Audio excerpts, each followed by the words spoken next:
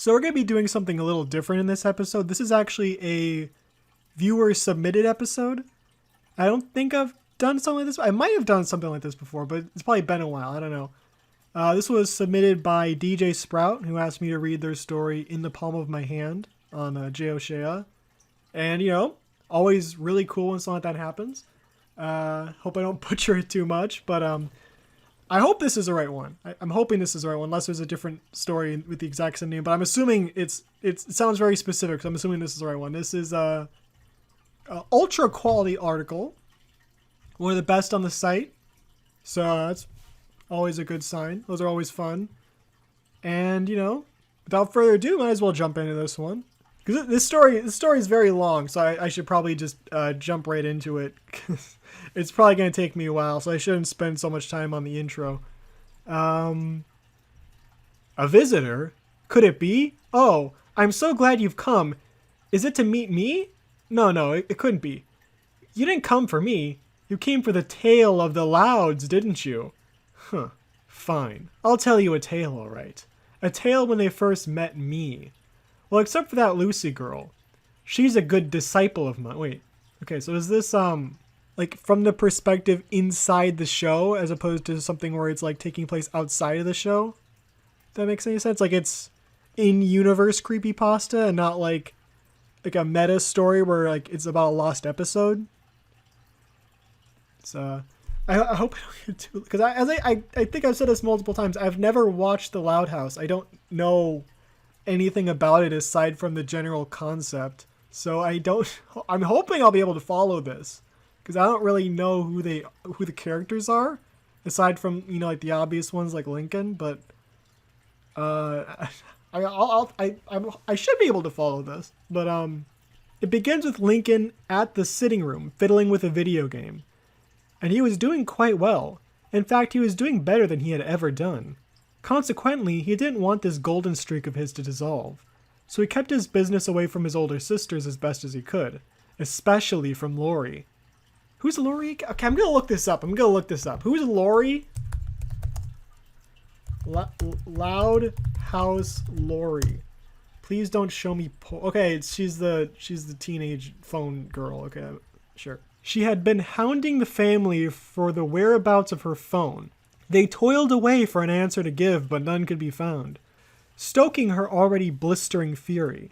Now Lincoln had ears, quite good ones at that, so it was no surprise to him that Lori would eventually come barging into his session with the most asinine request.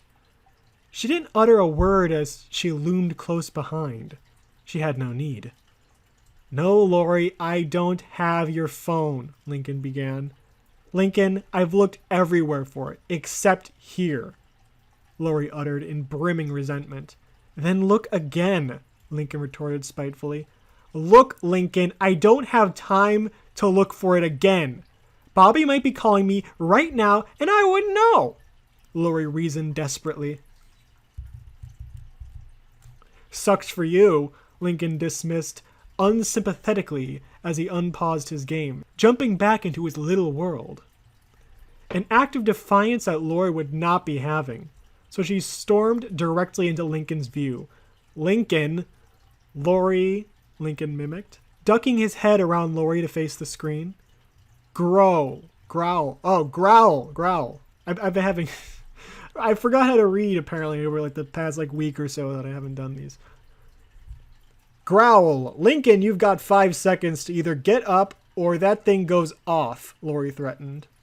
"Whatever," Lincoln dismissed stubbornly, keeping his eye on the prize. Consequently, laying the final straw on Lori's back. Oh, is she going to kill him? Are we going to get enough is enough, but from a girl's perspective? Ooh, wow. She's going to throw the phone at him this time. I'm looking forward to that. Oh, no, she has to have the phone to do that. She doesn't have the phone. I guess that's when she gets the phone. That's when the massacre is going to start. It's going to be smartphone massacre. I'm looking forward to that. "Want to be like that? Fine, I'll do it right now," Lori proclaimed, reaching under the TV set she grasped tight on the largest cord connected to his gaming console. "Wait, no, please," Lincoln beckoned, but unfortunately for him, he was simply too late, Lori proudly announced, much to Lincoln's chagrin. as he looked on in mourning at the guts of the gaming console and the TV's lack of a signal. He collapsed onto his knees, devastated. You monster. Sorry, Link, but Link? Like Morshu? Sorry, Link. Sure, okay. Sorry, Link, but next time, maybe do what I say, okay? I can't do a Morshu accent. Lori smirked from up high, burning up Lincoln's distraught shock, leaving nothing but flaming hot hatred in its wake. Do you have any idea how long it took for me to get up to that part? Suddenly, right at that moment, Lincoln and Lori froze solid, as Lori felt something deep in her pocket vibrating. To which Lori smacked her forehead in realization. Of course, I left it on silent. Yeah, well, Lori paused, taking in Lincoln's dumbfounded look. Well, look on the bright side. At least we learned something, right?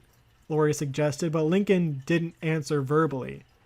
Rather, his pained blank stare told Lori all she needed to know.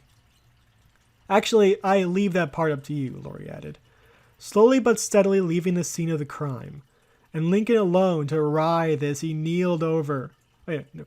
He's dead. As he keeled over onto his side, bundled into a ball. Doesn't keeled over mean to die? No, that's right. He didn't die. I just only heard it mean when you say keeled over. I've only heard it mean like dead, but apparently it means fall over. That was until that disciple of mine appeared from behind the couch. Hi, Lincoln. Ah! Lincoln shrieked, bounding onto his feet in fright, till he met with Lucy's ebony bangs. How do you even do that anyway? I think I know who Lucy's the goth chick. Practice, I suppose. Lucy answered with an unsure shrug, adding to Lincoln's suspicion. Practice, like, sneaking? Lucy almost gave an answer, but relented at the last second. She shook her head. Magic tricks? Lincoln asked unsurely, to which Lucy didn't give an answer. Lincoln groaned internally at that. It's magic, isn't it? Not entirely. Her lips curved into a barely noticeable grin. But it plays its part. Lincoln raised a brow in confusion. I'm like slowly developing an accent for her. Then what's the other bit? I'd rather not go in depth. But let's just say, if I wanted something to happen, then I'd go to my friend and put in a little favor. Lucy explained, making Lincoln purse his lips in intrigued thought. Just keep it small, though, Lucy disclaimed. Small, huh? Lincoln repeated, turning his head behind him, facing the stairs, hearing Lori already on her phone. Is revenge small enough to ask? And here I thought you did. I already forgot her accent. And here I thought you didn't have a dark side, Lucy complimented, making Lincoln raise a brow in confusion before widening his eyes in realization. Oh no, not that kind of revenge. Just like, I don't know, like get Lori to stop being so airheaded? I think that can be arranged. Come nightfall, I had already heard Lucy's request and accepted it wholeheartedly. This is the demon talking. Let me put on a demon voice. Come nightfall. No, I can't. That's too goofy. That's. Come nightfall, I had already heard Lucy's request and accepted it wholeheartedly, as the plot she devised was so devious I could never resist. And that plot, of course, was to take her to a place where all Lori knew was not. Brazil? So I plucked her out of bed. Oh no, this is still deep. I committed to this now. This is gonna suck. Why did I choose to do a demon voice? God, I'm so fucking stupid. I'm gonna have to do this the whole story. So I plucked her out of bed and into the palm of my hand. Of course, she didn't know that. and without that clarity, fear gouged out whatever tender warmth was left as she gazed all around at the everlasting abyss of space. She begged and pleaded to know where she was, getting her estranged answer at the sight of Earth, close enough that she could only hope to grasp it within her delicate hand. I could feel she wasn't sound of mind at the sight of her home so far away, so I held my children's prying hands back, at least for now. I thought like my neck is sore from that. Instead, I let her delirium spread further as she surveyed the decaying gray crater-speckled landscape. At first, she believed it to be the moon, since she was so close enough for that to be a possibility. But a closer look told her that this ground far more resembled flesh than rock. Noting that the ground beneath her pulsated, breathed even, heaving her unwavering fright over her quivering shoulders, she almost fell into what felt to be the edge of yet another crater.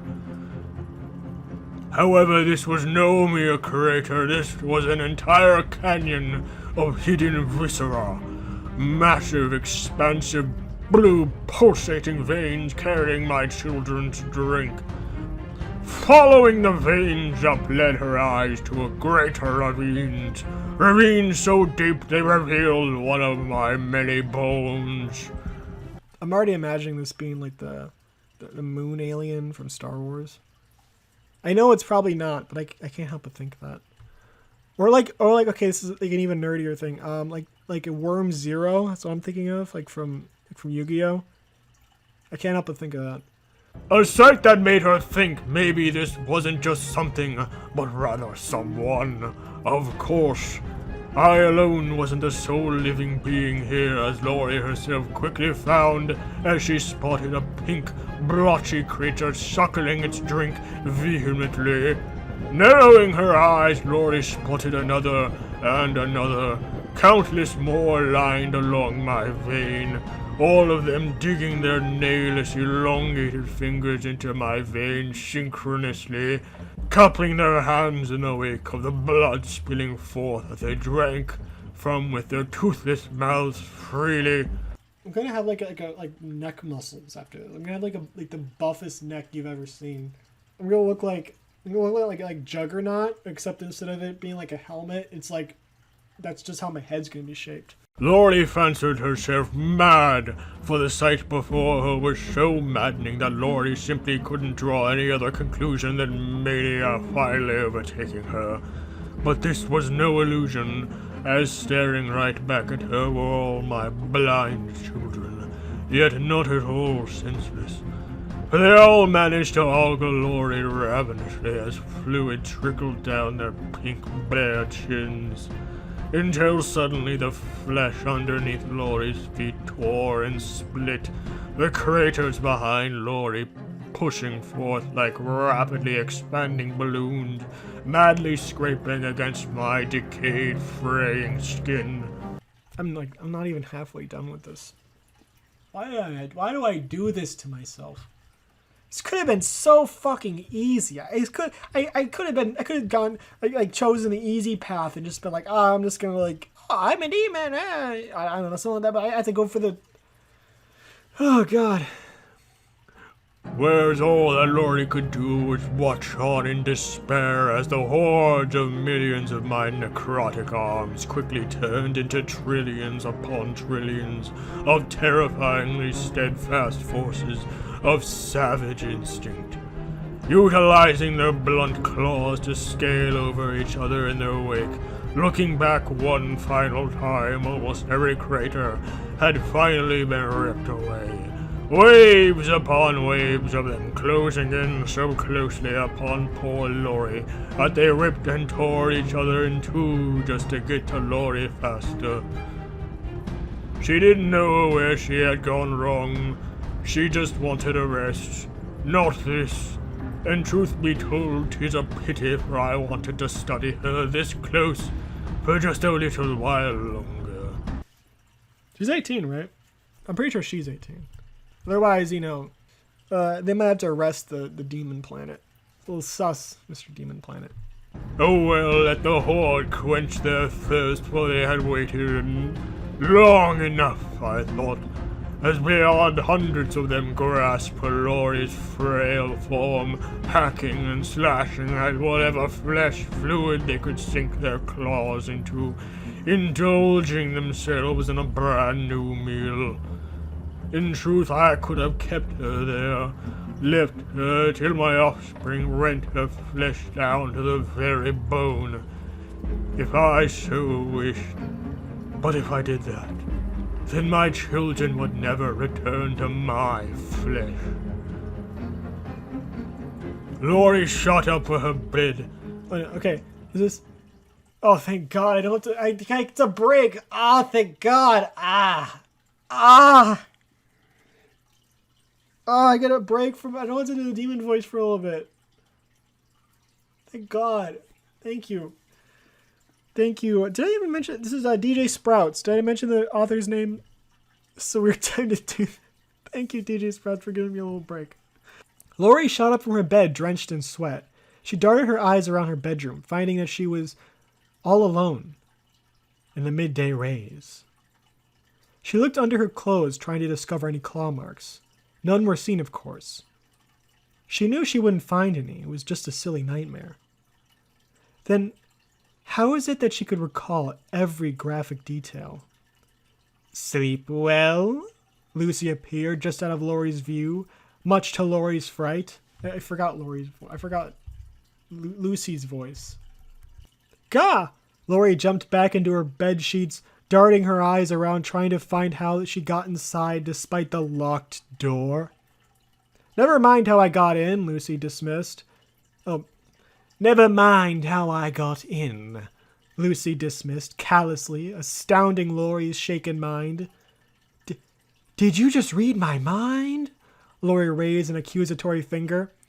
No, you guys are always wondering how I get around is all, Lucy explained, putting Lori's suspicions a little more at ease, though that didn't say much.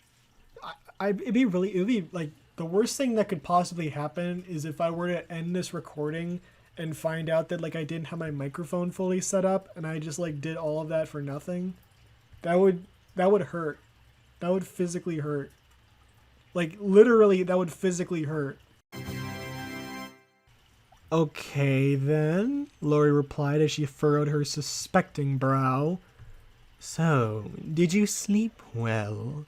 Lucy pressed. I guess. Sorry, I had this super weird nightmare, Lori began, to which Lucy took a seat behind Lori.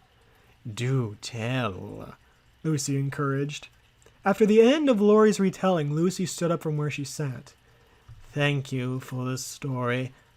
Hope your next night's slumber goes much smoother, Lucy wished, pacing out the room whilst bearing the slyest grin I or Lori had ever seen, only adding to Lori's ever-growing anxiety. Later on in the day, Lori and Lincoln collided when they were both attempting to go through the stairs. Oh, sorry, Link. I can't talk right now, sorry. Lori apologized in quite a perturbed tone. Hey, what's the rush? Is something wrong? No, Lincoln. Everything's fine. Just... Look, I'm sorry about yesterday. I should have, thought first before I did all that. But that's not the only thing that's been bothering me. Lincoln understood her shame for yesterday, but... What was that other thing? It's not? No. Can you talk to Lucy for me? She's acting really weird today. As soon as Lori mentioned Lucy's name, it all just about fell into place for the snow-haired boy as he aimed his crosshairs at Lucy's door. Yeah, I think that can be arranged, Lincoln obliged, much to Lori's elatement. As we know, Lincoln is an elite killer. He will take Lucy out before she even knows it. You will?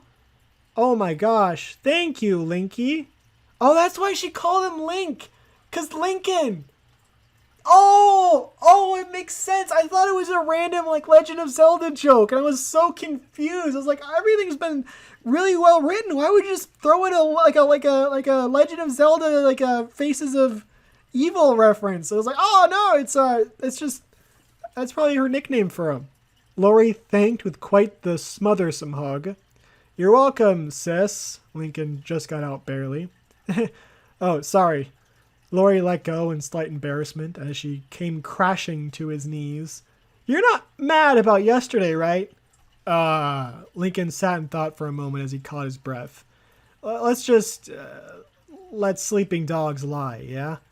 Yeah, Lori agreed, the silence drawing Lincoln's eye toward Lucy's dreaded door. Well, good luck in there, twerp. Lori smirked as she ruffled his hair before going on her way. Hey, what did we just agree on? Lincoln chided playfully as Lori slipped out of view, setting his sights back to Lucy's door. His brow furrowed in determination as he approached, and turned the door's knob open, being greeted by Lucy lying flat on her bed. Ah, welcome, brother dearest, Lucy greeted with a knowing smirk. Much to Lincoln's confoundment. What? Look, I know you did something to Lori, and you better tell me what that thing was. I merely did as you asked. That is, of course, making her not so airheaded, as you put it, Lucy relayed. Well, yeah, I know that, but what did you do? Lincoln bellowed impatiently. But Lucy just smirked at his ire. Nothing. I just called in a favor from a friend. But that's about it from me, Lucy confessed, merely fueling Lincoln's growing wrath. All right, you better give me a straight answer right now, or I'm getting Mom up here. How about you just thank me for what I've done for you, and then go back to that little game of yours? Besides, if you get Mom here, then I'll be forced to incriminate you for your involvement in all this as well. Lincoln wanted to further argue with my disciple. Oh, I gotta do the voice. Lincoln wanted to further argue with my disciple, but even his stubborn nature saw the frivolity in doing so. Fine, you win. I'll leave you be. Lincoln gave in, carrying himself out of Lucy's room. Yes, Linky. Let sleeping dogs lie. Lucy grinned eerily at Lincoln as he closed Lucy's door behind him. Will you ever tell them of me? Not yet. Not until they've all borne witness to you. At least in the same way Lori has. So I'm going to give my personal impression of this story, and then we're going to look at the comments, and we're going to move on to something else after that. So I think it's a very well-written story. And I really liked the description of I'm just going to call it the Worm Zero. The alien planet thing, Worm Zero. The description of it was very interesting. I thought it was like as far as creepypastas go, it's probably one of the more interesting monsters I've heard of in a while. It has it's like Lovecraftian, but not in like a really boring just it's a monster with tentacles kind of thing. It's like, oh, there's like something deeper to this thing, and I don't know, it came across as very interesting, a very interesting monster, if you ask me. I really liked how that was done. Another thing is the characters. Again, I've never watched the show, but the way the characters acted feels like something you would see in one of these cartoon shows. It didn't feel like the characters were acting edgy for the sole purpose of it being a horror story. It felt like they were acting as though this was something that would happen in universe, which I think added a lot to the contrast of Lucy being creepy and the Worm Zero. But I think there's some detachment that comes from these kind of stories, like ones that are set inside of fictional universes, because I'm not really too sure how to say this entirely, but a lot of horror stories are framed in reality for the most part. Like, you know, even if they have like supernatural things happening in them, it's not usually in a fantasy setting. And I guess, you know, the Loud House isn't necessarily a fantasy setting, but it's like a cartoon universe. So it's pretty like obviously detached from reality, as opposed to something where it's like, I would say like Friday the 13th, where it's an otherwise normal world that has this haunted campground, like, you know, a cursed land. And everything else is like, you know, fairly normal. I guess Freddy also lives there, but let's ignore that for now. It's like, you know, like a supernatural thing located in what is otherwise our reality for the most part. So it's like, what if something like this is out there somewhere, and you might end up running into, you know, like a zombie machete wielding psychopath. Of course, it's not going to happen, but, you know, the idea is like to kind of draw people into something that's impossible. And I think that's kind of the problem with stories like this that are set in fictional universes, because it's inherently not reality. Because, you know, it's like it takes place in the Loud House universe. So it's like, oh, what if Lucy is actually contacting this eldritch abomination that's actually like a giant planet monster. It's like, that's cool. That's really cool. But like the separation there makes it a little hard to connect.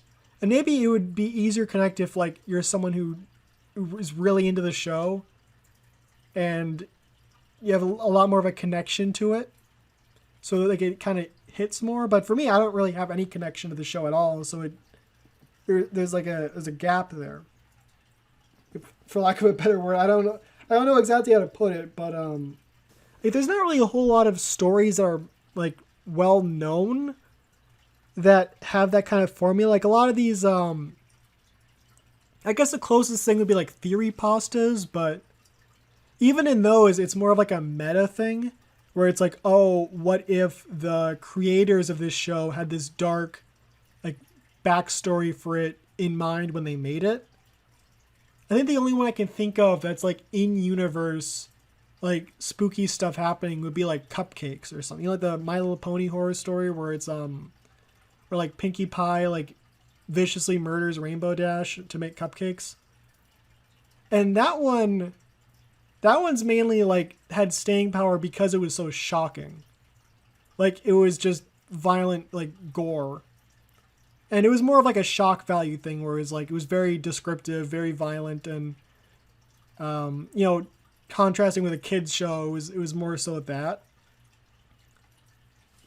I feel like I think that's the way I'd put it. It's like a really like it's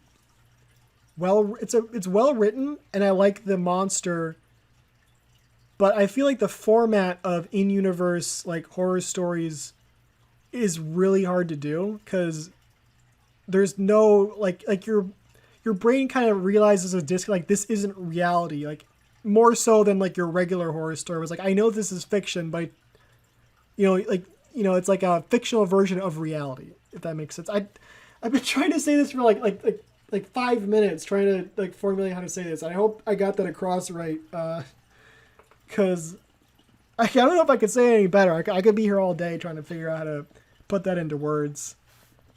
But I guess let's look at I really like the story. I think this is probably one of the best ones I've read on this site. I'll say that. There's a whole bunch of people saying that, yeah, it's well written.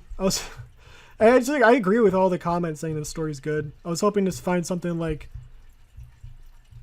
you know, like Sponge, you know, whatever. So yeah, it was great. Thanks for sending that in. And I guess let's move on to the next part of this video. So in my previous video, I think I mentioned that I wanted to find a different site to find stories from, because I didn't just want to make all the videos come from one website, because that's, you know, a little stale. So actually, I ended up stumbling across a different website while I was trying to find some of the pages I was on before, because I like to include all the links to the stories I read in the description. Anyways, long story short, I came across this website. It's a Creepypasta fan. It's just, I say it like it's like something I discovered, but obviously not. It's the Creepypasta fan, and there's no way this is underground. Let's start off with the first story: SpongeBob lost episode, The Crab Factor. Sure, sounds great. Let's just jump right into this. Wall of text. I love that tag. Okay, so one day I was walking down the street and I saw a HMV store. I was gobsmacked and I walked in and saw a SpongeBob SquarePants DVD in the first row of DVDs. I picked it up and was rather confused by its cover. It had a picture of an angry Mr. Krabs yelling at SpongeBob, who looked depressed, like I did when my Red Dead Redemption 2 was delayed to fall of 2018. The back of the DVD was blank, and the color was a sickly orange tint. The name of the DVD was The Crab Factor. I went to the cashier, who weirdly looked like Clancy Brown, who voices Mr. Krabs, to pay for my item. The cashier looked at the DVD for a few seconds before saying, "I hope you enjoy the DVD. It only just came out." I told him I would, and I have him his money. The DVD, despite only just coming out, was only £1. Oh, he's British. Oh. As I left the store, I swear I could hear the cashier laughing. His laugh sounded an awful lot like Mr. Krabs' laugh. I got home to my apartment and popped that sucker into my PS3. Suddenly, an old man came on screen. This really is a wall of text. I've lost my place. What the fuck? Where am I? Okay, there I am. Jesus Christ. Suddenly an old man came on screen. It was Ralph from Friday the 13th series. Oh, he's the old man, right? Hold on, let me see. He's kind of embarrassing. I was like mentioning. I mention Friday the 13th a lot, but I'm really terrible with the character name. I knew who it was, but I went to guess that if you didn't say old man, and I'm a little embarrassed by that. He's got a death curse. That guy, the bicycle dude. Where was I? God, where was I? That DVD you're watching will be the end of you. I ignored his warning as the screen quickly cut to the copyright warnings. Wait, is he dead? There's no way he's still alive. Yeah, he died in 2004. I don't know how you got him for this recent video, but sure. I guess it's haunted by Walt Gorney, the actor who played Ralph in Friday the 13th. I'm pretty sure he was in 1 and 2. I don't think he was in 3. Pretty sure he showed up in 1 and died in 2, if I remember correctly. It was your standard SpongeBob menu with a theme song playing in the background, and it showed clips from various episodes including Hooky, Wet Painters, Clams, Krusty Towers, Friend or Foe, and Money Talks, along with several others.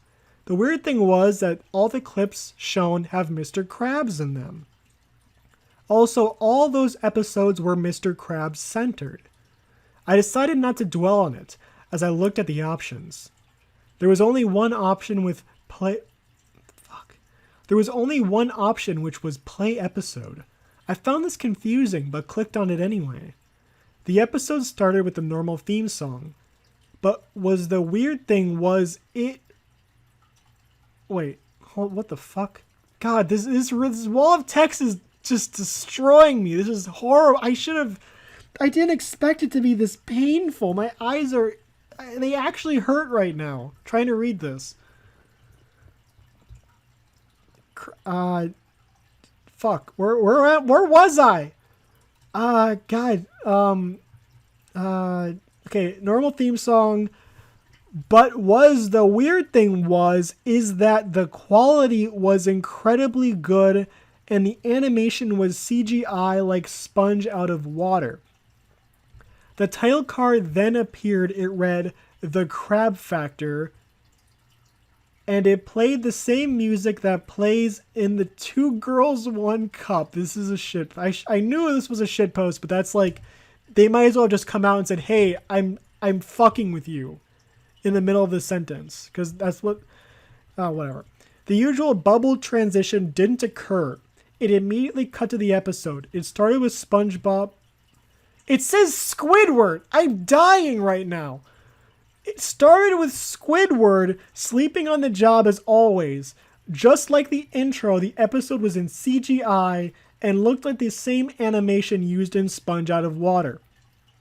Soon a bus pulls up outside the restaurant, and a crab who looks like one of the crabs from the cheapest crab convention in the episode Cracked Crabs. He walked up to Squidward, waking him up from waking him up from his slumber. The crab, who reveals his name to be Joe, asks Squidward for a job application. Suddenly, SpongeBob and Mr. Krabs appear out of thin air.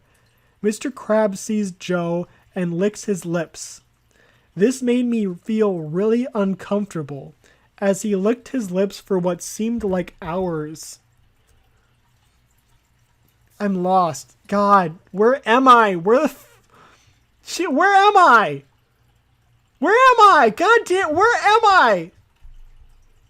It seemed like my hair was starting to turn gray. Mr. Krabs then said, "Boyo, come into my office and I'll interview you." SpongeBob looked confused and asked, "But Mr. Krabs, you never interviewed me and Squidward when we first came here." Mr. Krabs looked nervous and said, "It's a new policy, me boy. Something to do with the stock market." I vomited as I had eaten a lot of jammy Dodgers that day. What the fuck is a jammy Dodger? It's British food. That day. I'm really okay. I want to know what a Jimmy Dodger is. Hold on, let me look this up. It's like one of those like shortbread cookies with jam in it. Apparently that's what they call them over there. Okay, well then, Joe entered Mr. Krabs' office and the scene cut to outside the office door as loud screams could be heard. They sounded horrible and it made my feet itch. I scratched them and the episode continued with Mr. Krabs walking out of his office, drenched in a red liquid which looked a lot like blood. SpongeBob, who was busy mopping the floor, seemed to notice this and asked, "What's that on your shirt, Mr. K?" Mr. Krabs laughed nervously before saying, "Oh, it's just a bit of ketchup, my boy. I'm getting a bit dumb in my old age." SpongeBob seemed to believe this as he went back to mopping the floor. A time card came on screen which read 2 hours later, as the screen then showed the Krusty Krab full of people. SpongeBob is busy making patties only to run out of buns. He goes into Mr. Krabs' office to ask him for some more. "Hey, Mr. Krabs, I was wondering—" "Oh, merciful Neptune!" I think I know what the story is. God. Oh, my eyes. Jesus, my throat and now my eyes. God. Oh, without even like reading too further, I know this was like there's like that the creepypasta theory like was going on a while ago that Krabby Patties are made out of crabs because the only crab you ever see is Mr. Krabs. It's like, oh, the only crab you ever see is Mr. Krabs because Mr. Krabs kills all the other crabs to make into Krabby Patties. That was the theory going around for a while. But I think this is literally just that. SpongeBob cried as his face turned green and held his nose. His eyes were watering. He went over to Mr. Krabs' desk, the source of the smell. The odd thing is that I could smell it through the TV as if the PS3 had some sort of smell ducts. SpongeBob walked up to the desk and opened it up. The things he saw in the desk made me sick to my stomach. I vomited so much vomit, it filled the entire room. Do I even need to continue with this? Like it's clearly a joke. Like, God, I'm in so much pain right now. Not because of the story, not like I'm cringing. The story's fine. It's funny. It's just the wall of text. Jesus Christ. God. Oh fuck. I could see the episode though. Don't worry, my love. Inside the desk was Joe's mangled corpse, which had been beaten senselessly with a blunt object. SpongeBob ran over to the safe and broke it open. He pulled out the secret formula and opened it up. His face turned white as he heard the door close behind him. So now you know the truth, Mr. Krabs said as he walked in, holding a very sharp knife. Mr. Krabs, how could you do something like this? SpongeBob cried. Why do you think I call them Krabby Patties in the first... See? Why do you think I called them Krabby Patties in the first place? Mr. Krabs asked as he continued. Why do you think there are little to no crabs in Bikini Bottom? See? I knew it. It was pretty obvious, but, you know. How come all my cheap friends at the cheapest crab convention all turned up missing a few hours after we left? SpongeBob's face was in shock as he sucked all of this in. And our chicken salad? It's made of octopus. In fact, my first octopus was Squidward's father. He tasted even better, but he was a good guy. Shouldn't it be he was a good guy, but he tasted even better? Not the... whatever. SpongeBob saw more and more and said, Wait, there's more? SpongeBob shocked in horror. Fish rings? Fish nuggets? Fish fries? They are made of fish into tuna and especially Krabby soup? It's made of lobsters. Okay, you know like when you look at an image? You know like when you look at an image for too long and like it gets burned into your eyes? You know, like you look at like a picture or something and then like the outline is burned into your eyes. The outline that's burned into my eyes looks like a fucking window curtain. Like window shades. You know, like all those fucking slits is what it looks like. Like when I close my eyes, I see fucking window shades. Like, because it's just all these fucking lines burned into my eyes. Oh, this is probably permanent. Then he got up and ran out of the office. He cried, Krabby Patties are made out of crabs. The whole restaurant reacted by vomiting. Did Lucifer Valentine direct this? Whatever. Mr. Krabs came in and tried to act unknowingly by saying, Everyone knows the Krabby Patty is a secret family recipe, my boy. Then explain this, SpongeBob yelled, as he showed a box of crab arms and legs as the whole restaurant gasped, and him, and the box of horror. You said you fired Carl, the night janitor, and this is his tattoo. As he held a crab arm that says born to lose. So no, you didn't fire him. You fried him. You little yellow bastard. Mr. Krabs yelled as he grabbed SpongeBob by his pants. I vomited. Is there any more room, like space in your room to hold any more vomit? I thought you said it was completely filled. How could I not? Hearing such vulgar language on a show like SpongeBob SquarePants would make anyone vomit out their lunch. Mr. Krabs yelled, I've treated you like a son, SpongeBob. Then SpongeBob pushed him aside. No, you haven't. You've never treated me that way at all. You once fired me just to keep a nickel in your pocket. You made spread false reports about the folks in Bikini Bottom. God, this just keeps going. Why does it keep going? I can't even see where I am on the scrolling bar. My eyes are so fucked. God. Sold me to the Flying Dutchman for pocket change, and even nearly drove Plankton to suicide by scaring him with a whale costume. Also, your reputation for poisoning your customers was intolerable. Like the time you mass-produced the Pretty Patty, which turned all your customers different colors, and sold the Spongy Patty that made everyone sick and spongy. Also, the murder of the health inspector with a tainted Krabby Patty, the Nasty Patty.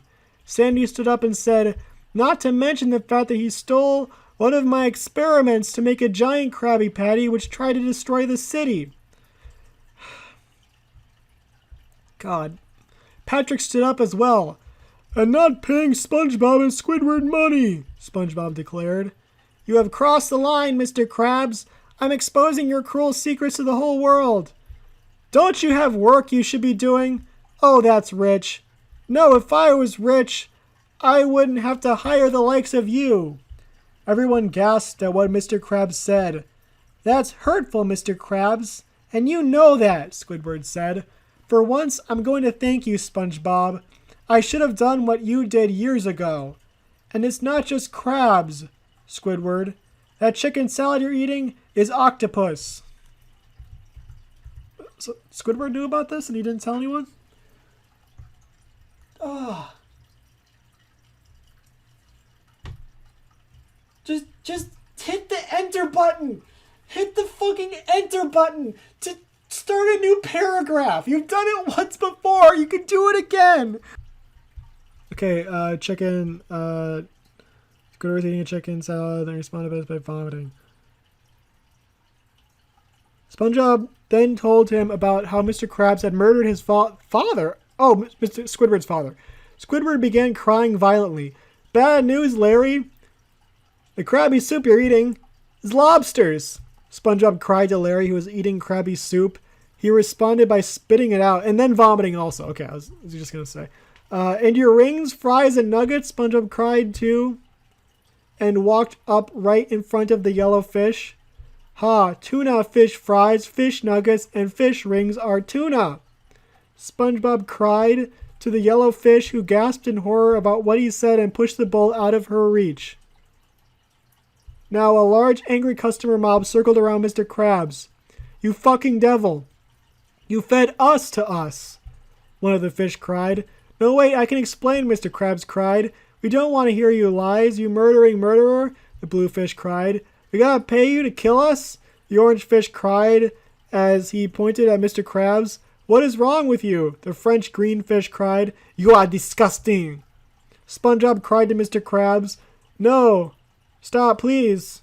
I'm the last honest man in bikini. I think I got the French guy and SpongeBob confused, but whatever. We're all animals, boys and girls. Eating each other is what nature intended, Mr. Krabs cried. The angered salmon said, it just keeps going. I'll give you that one. And then the customers fight him.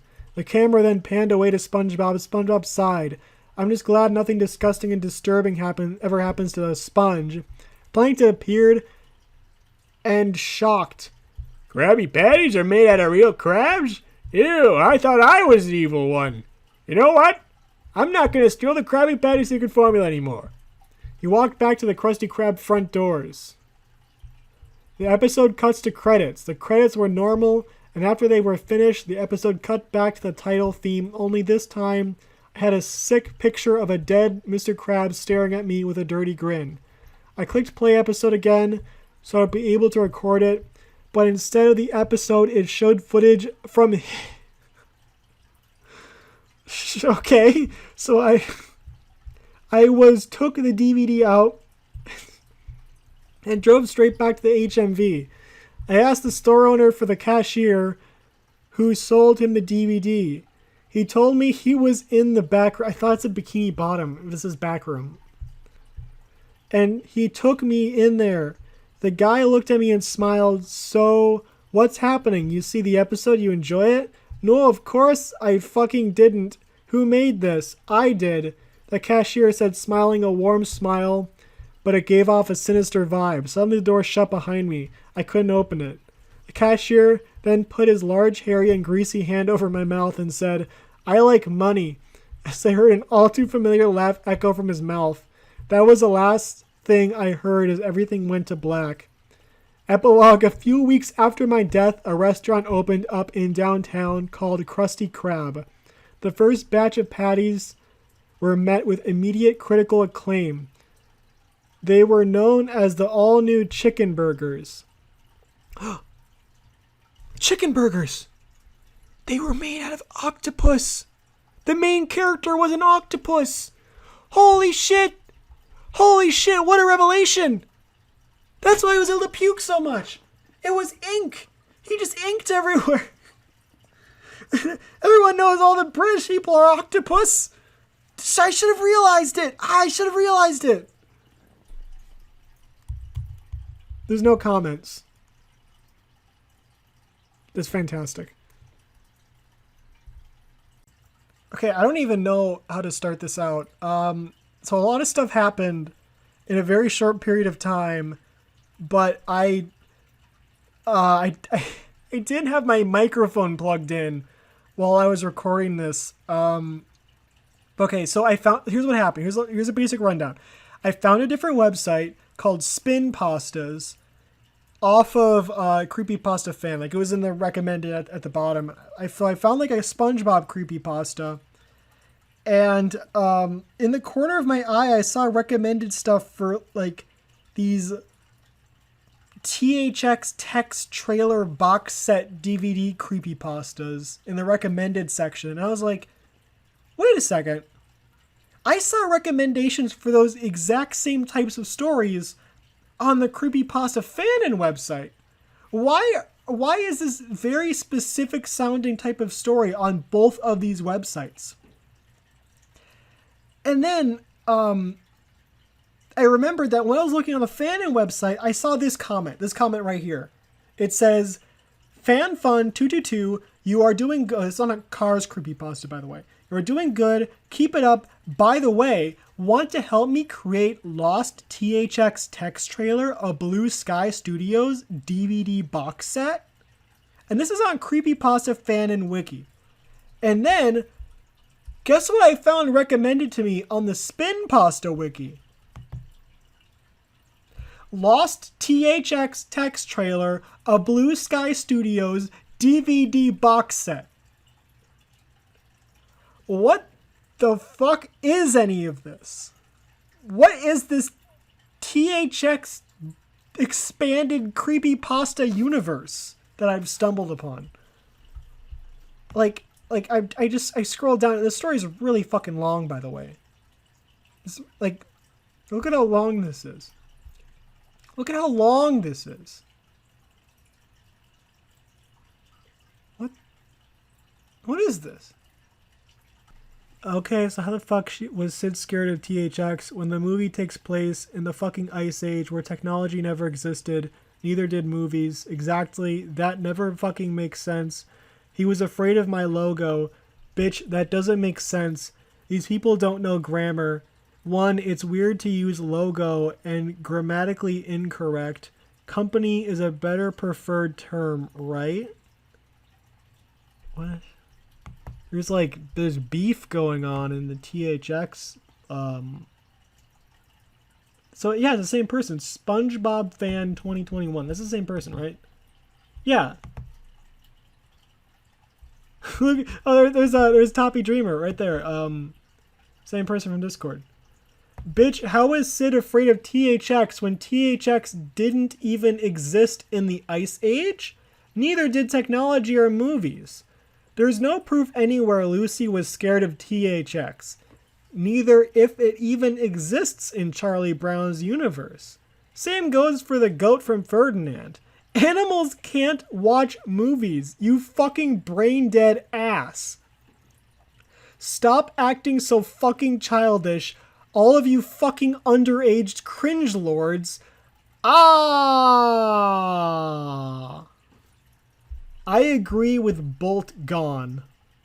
Who cares? You're literally obsessed with a girl's show, MLP, and you're a male. That makes you a brony. Okay. You're literally a brony. Why would anyone listen to bronies? Do I have to read this now? Do I even need to? Should I just try to skim through it somehow? I'll try to skim through it. I've never done this before, but I'll try to just skim through it and give a basic idea.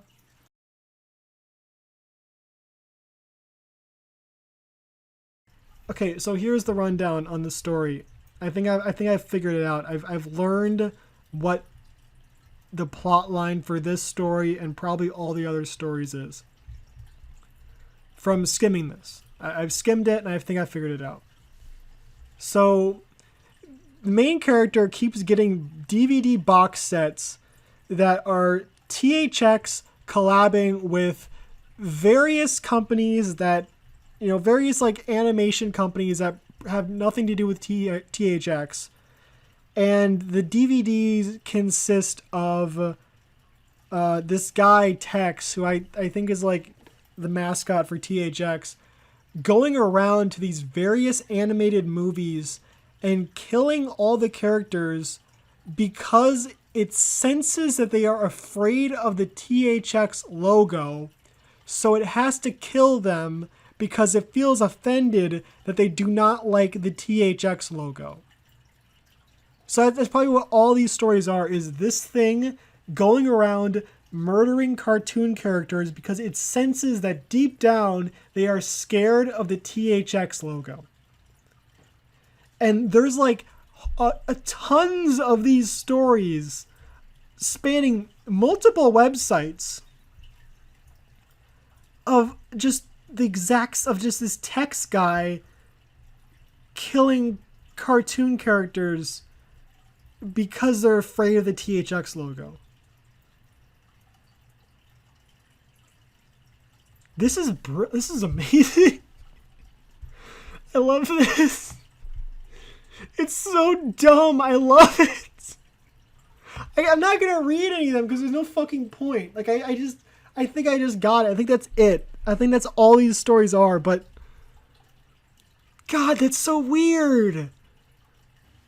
Okay, so I just got done scrolling through a different story, and it's the same. It's the same fucking story.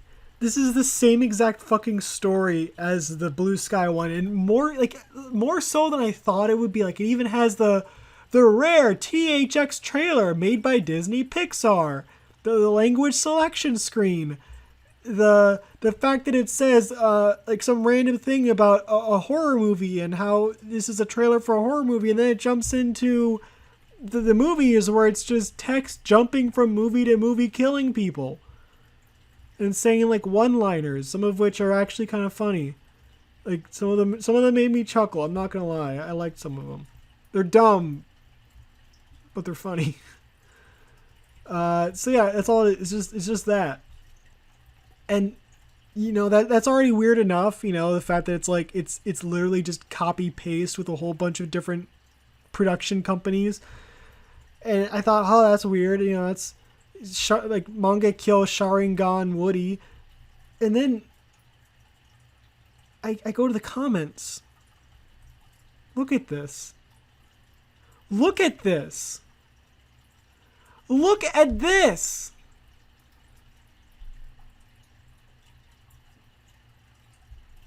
Okay, I'm gonna it's literally the exact same, like a creepypasta, copy and pasted a whole bunch of times. Warning, carry on reading or your soul will be taken, even if you read the word warning. There once was a man named Duke Hunapon. He was lazy and very uncaring. He always wore a jacket, no matter how warm it was outside.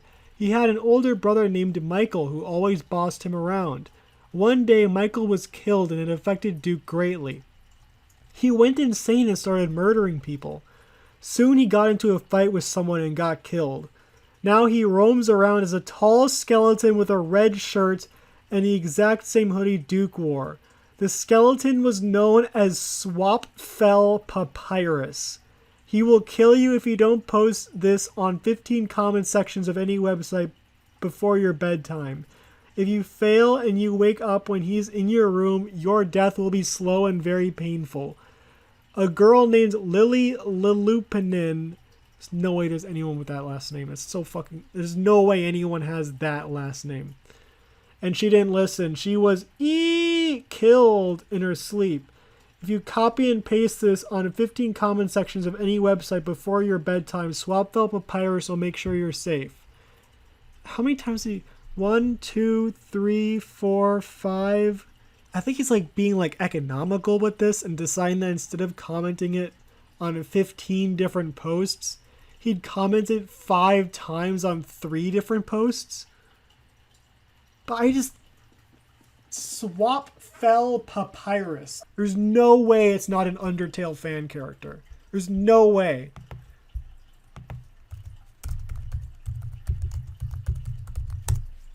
Yep. Yeah, it's It's an Undertale fan character. That's all this is. It's a text chain creepypasta about an Undertale fan character who will kill you before your bedtime if you don't post this in 15 different comment sections. Look at this smug little bastard. I don't know what to say about it. Like, I have like feelings about these stories that I cannot put into words properly. I don't know how else to say it. Like, something about stumbling upon something like this, and all it's like, oh, there's this whole like drama surrounding this person and his friends making these stories about the THX mascot murdering cartoon characters, and how it pisses people off because why the fuck does Sid know about THX if he's in the Ice Age?